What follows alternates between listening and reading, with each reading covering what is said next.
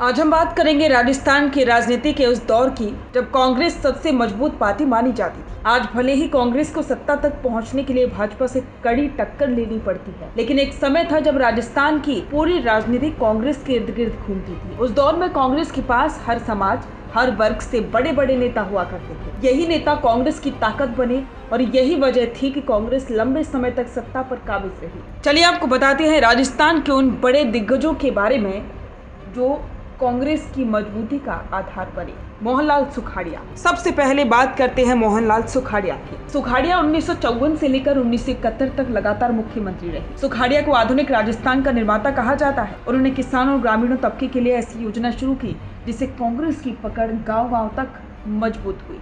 जय नारायण व्यास और हरदेव जोशी। अब बात करते हैं जय नारायण व्यास की। स्वतंत्रता आंदोलन से ही कांग्रेस के बड़े नेता रहे।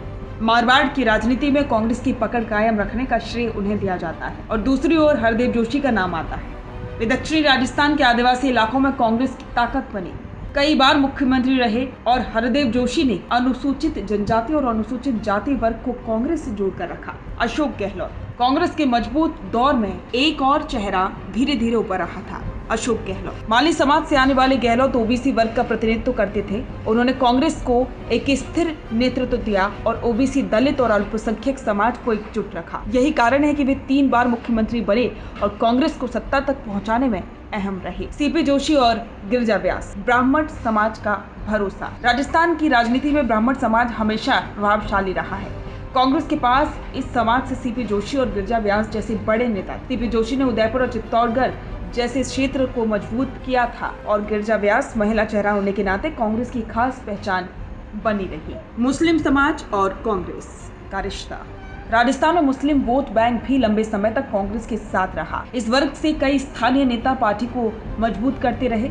मुस्लिम समाज का समर्थन कांग्रेस की सेकुलर छवि को मजबूत करता था और यही वजह थी कि चुनावी समीकरण में कांग्रेस को बड़ी बढ़त मिलती थी। जाट समाज से कांग्रेस की मजबूती।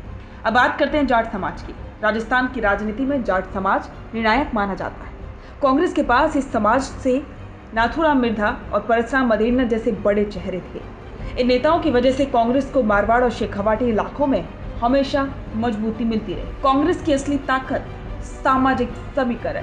दरअसल कांग्रेस की सबसे बड़ी ताकत यही थी कि उनके पास हर समाज से एक बड़ा चेहरा था, यानी कि कांग्रेस के पास एक संतुलित टीम थी जो हर वर्ग को जोड़कर रखती थी।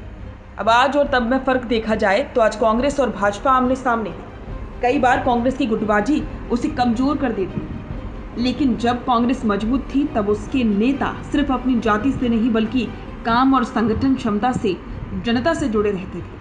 तभी तो कांग्रेस को राजस्थान की धुरी माना जाता था, लेकिन वर्तमान में स्थिति काफी बदली हुई है। तो ये था वो दौर जब राजस्थान में कांग्रेस की पकड़ सबसे मजबूत थी। हर समाज से बड़े चेहरे, हर वर्ग से जुड़ाव और विकास के काम, यही 3 चीजें कांग्रेस की सफलता का राज थी। आज भले ही राजनीति बदल गई हो, लेकिन इतिहास गवाह है कि राजस्थान की कांग्रेस को ताकत देने वाले यही नेता उनके सामाजिक समीकरण थे। राजस्थान की राजनीति में बदलाव आते रहेंगे, लेकिन जब जब कांग्रेस की मजबूती का जिक्र होगा तब तब इन नेताओं और उनके योगदान को याद जरूर किया जाएगा।